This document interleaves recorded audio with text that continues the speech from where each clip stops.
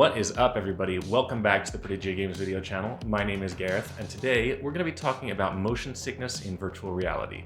Now, some people have a very high threshold for this. They can do whatever, feel like they're being thrown around and not be affected at all. Other people get into VR and feel like, oh my goodness, just a couple of minutes of this and I'm going to be sick. I tend to be one of those in the first crowd. I love roller coasters and spinning rides, anything that makes me feel disoriented and everything. I've never been bothered by it, but I wondered what that threshold was. So to test what my exact threshold was, I hopped into Unity and I created a scene specifically made to be disorienting.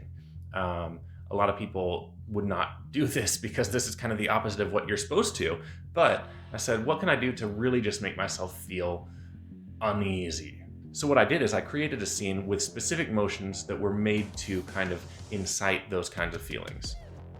And so what we're going to do is go through these different motions, and I've got a scale of 1 to 5, 1 being this didn't affect me at all, and 5 being, oh, I might feel a little bit ill. So let's take a look at each of those. Now here in the first one, it's just a tilt back and forth kind of in a front to back motion. I didn't anticipate this would do a whole lot. When you first see it, it's kind of, it's a little odd, but you adjust to it really quickly. That was definitely a 1 from me. Now the second one, I exchanged it for kind of a side-to-side motion. Now I, for some reason, felt like this might be more effective against my sense of equilibrium, just because it's more like a boat. But I didn't feel a whole lot either. I think this is still a 1. Now this third one is where it gets interesting, because what I've done is do a forward and side tilt in kind of a rotating pattern. Definitely I felt something a little more, but I wouldn't say that it was anything crazy. I think it was a 2. And now for this next one, this is just a spin, which I figured would kind of be a step up from just a tilt. And it turned out to be about the same as the rotational tilt. It was definitely not terrible. I would say that was a 2. So after the straight spin, what I did was I added that rotational tilt again, and this was where it started getting a little more intense. It definitely, kind of threw off my sense of where the horizon was and everything, but the fact that the background was still level really did a lot to help out there. I think that was a 3. And now here's where things get even more interesting, because what I did was I did the same rotational tilt, but I had it so that my camera was linked to the plane and not to the horizon. And this definitely had more of a kind of a weird effect. I felt like I was moving significantly more than I did when I was looking at a still horizon. So that's definitely a factor here. I think this was a 3.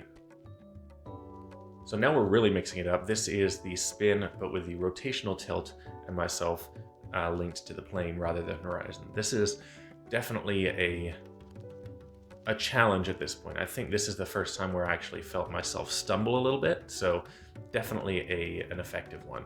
I think this was a 3. Now we get to the real fun one. This was the same thing, the spin with the rotational tilt, but also inside of a cube that's counter-rotating. So there's no sense of kind of orientation at all. This is definitely the one that affected me the most, and I found that if I looked up and saw the kind of the spinning sky and everything, it definitely kind of threw me off. I would say this was definitely a solid 4. So that kind of concludes what I have to test myself in terms of this particular scene, but it definitely gave me some insight as to what I might be interested in pushing the envelope with in the future, because I never got to a 5. I never felt ill. Not that I want to, but at the same time, I do want to see where I can push the boundaries of myself and other maybe more experienced VR players who have the stronger stomachs.